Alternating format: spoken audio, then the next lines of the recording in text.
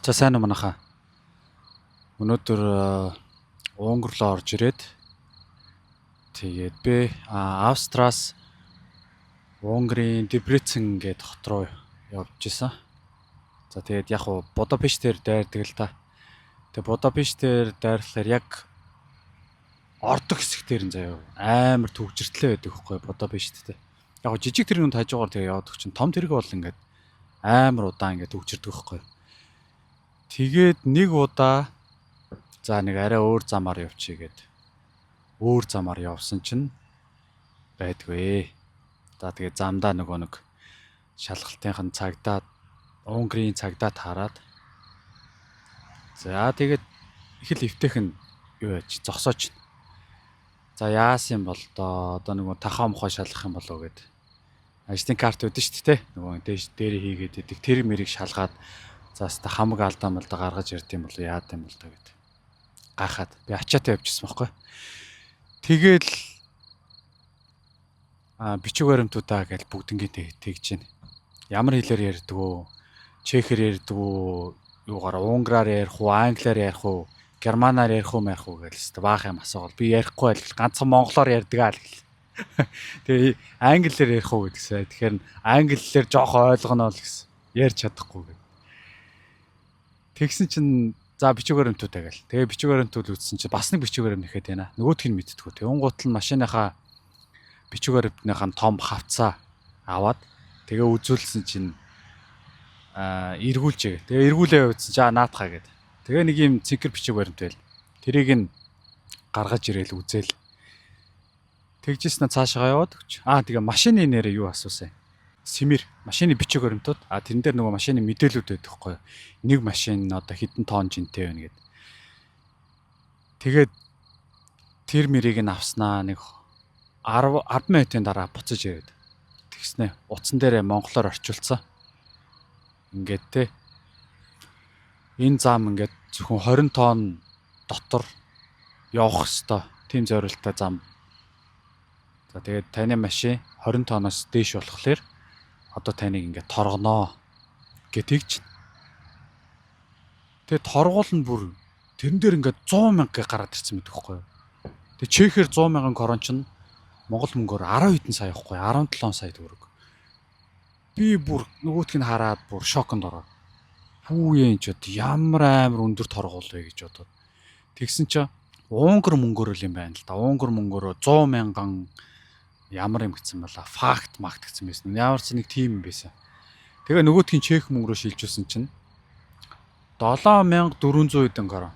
За яг тэгчлээд 7400 корон гэж хэлчих заяа.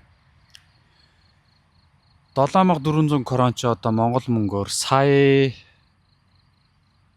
300 эд мэд юм уу хаашийн. Тэгээд хамгийн гол нь торгуулаа яг одоо шууд төлгээд. Тэгээ би нөгөө нэг камер авах гад нэг 11 мянган корон хадгалсан байсан байхгүй. Дараа 7 хоногт буух болохоор яг буух төхөж ирэхлээрээ захиалчихъя гэж бодохгүй. Тэгээд тэрийг хадгалсан байсан чинь тэр мөнгөөрөө тэгээд өнөөдөр торгуулаа ямар ч гэсэн төлөөд цаашаа явахар болсон. Тэгээд заавал бэлэн төл эсвэл карт уншуул. Тэгээд яг одоо гэдэг юм байна. Ер нь дээрээс цагдаа зогсооход бас яг одоо бэлэн эсвэл карт уншуулах уу гэд. Тэгээд карт уншуулаа би бас явж исэн байхгүй. Тухайн үед ч одоо хэдэн еврогоор торгуулаа би 10 евро байсан юм гэлээ. Би нөгөө нэг бичлэгэн дээр бас оруулсан байгаа тий. Одоо мартчихжээ. Энэ удаагийн торгуул бол нэр амар өндөр туслаа надад бол нэлээд чанга туслаа. Тэгээ яаж яхад нөгөө төрсөн өдөр болоод 6 сарын 3-нд тэгээ эхнэр маань нөгөө нэг цоглуулсан мөнгө төгрөгөө надаа өгөөд камера авахтаа нэмэрлэр юмны яар гэдэг өгцөнсэн. Тэр мөнгө төгрөг нь орцсон байсан болохоор тэгээ бүр нэлээд чанга тусаад өнөөдөр бүр нэлээд сэтгэлээр унлаа. Өдөржингөө шахав. Жохо стресстэй. Тэгээ дээрэс нь машина буулгах гад ирсэн чинь одоо тэр хойно харагдж байгаа толгой дээр 2 машин ачдаг байхгүй. Толгойн яг дээр нэг тэгээ ард талд нь нэг машин ухрааж ачдаг байхгүй. Тэгээ ухрааж атсан машины маань хаалхан дээр нэг бас сэв зураас одоо үүсцэн байдгийн бүр ингээм хонхорхоо. Йоо тэгээ тэр мэрийг харж мараад бүр амар тэлтрээд. Ер нь ингээд хараа мерсер ингээд сэв зураас үүсцэн байдаг байхгүй. Ачаал ачаад ингээд явуултандаа хаанаа ч юм юунд ч юм мэдэхгүй одоо. Би одоо бодглохлоор нэг мод зодол тэгээ шүргсэн баг гэж бодчих. Одоо энэ зам дагав уус амар их модтой байхгүй тосгоны зам ам дагав. Тэгээ тэр моднуудын айл нэг нь шүргсэн бахаа л гэж би бодоод байгаа.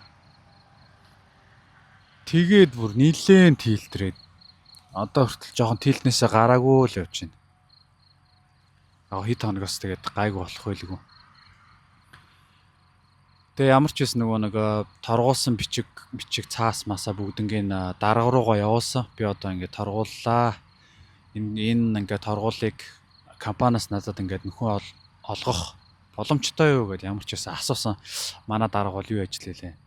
Машиныхаа ажилтныхаа зургийг тэгээ дээрэс нь торгуулийнхаа бичиг баримтыг авчирж ирээд өгөөрэй л гэлтгсэн. Түүнээс бол яг надад за ямар ч байсан буцаагаад олгоно гэсэн тийм бол юм надад бол хэлээгүй. Зүгээр торгуулахаа бичгээ авчиж ирээд өгөөрэй л гэж л. Тэгээ одоо юу болох нь вэ те? Буцаагаад өгүүлүүд нь сайн л байна. Гэхдээ одоо тэр ч одоо үлгэр бахтай тийм ээ манайхаа. Яа тэгээд ажил маань одоо тэгээд ийм л юм хойноос одоо яах вэ те? Миний машин чинь дангаараа яг өөрөө 19-с 20 тонн байхгүй юу? Тэгээд ачаа ачхлаараа нэг 30-аас за 36-аас 40 тонн хавцаад болдог байхгүй юу. Тэг яг тэр зам нь яг тийм байж таараа. Дээрэс нь яг цагдаа тийч шалгадаг байж таарад. Тэгээ би явж таарад. Тэр чинь бүр өглөө бүр 8 цагт штэ би 6 цаг гээд хөдлөөд Австраас тэгээ Унгарын хил рүү ороод тэгээ дөнгөж явж байгаа тэр ихгүй юу. Яа тэгээ өнөөдөр бас нэг л юмыг амар сайн ойлгож авлаа. Тэр нь юу гэхлээр өмнө явахдаа би яг тэр Будапештийн замаар зүгээр л яг төгжрээд яваад зөв зүгээр тэгээ яваад ирсэн бохгүй юу? Яг энэ газараасаа.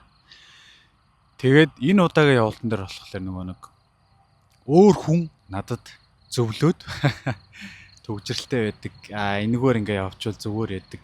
Гэхдээ нь би тэрийгээр нь тэгээд явцсан чинь ер нь бол буруудлаа л гэж бодлоо. Одоо яах вэ тэгэл өөрөө явцсан.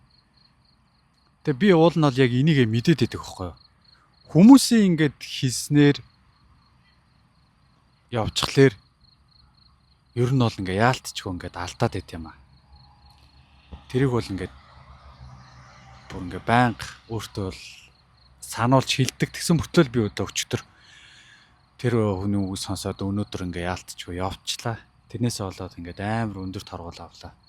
Миний ажилдаа ороод одоо ингээд авч ирсэн торгуулуудаас хамгийн өндөр торгуул нь одоо энэ байлж таарлаа. Одоогоор амар өндөр торгуул байна. Бас чанга штэ тийм ээ манайхаа. Гэрээсээ хол амар ачаалттай ингээд өдөр олгоо ингээд явчаа тэгээд цалингаасаа олсон хэдэн цаасаасаа ингээд зүгээр хүнд ингээ өчглөр бас амар харамсалтай байгаа шүү те. За яг хөө тэгээд одоо болно доо. Тийм ээ. Одоо дахиж тэр замаар тэгж явахгүй.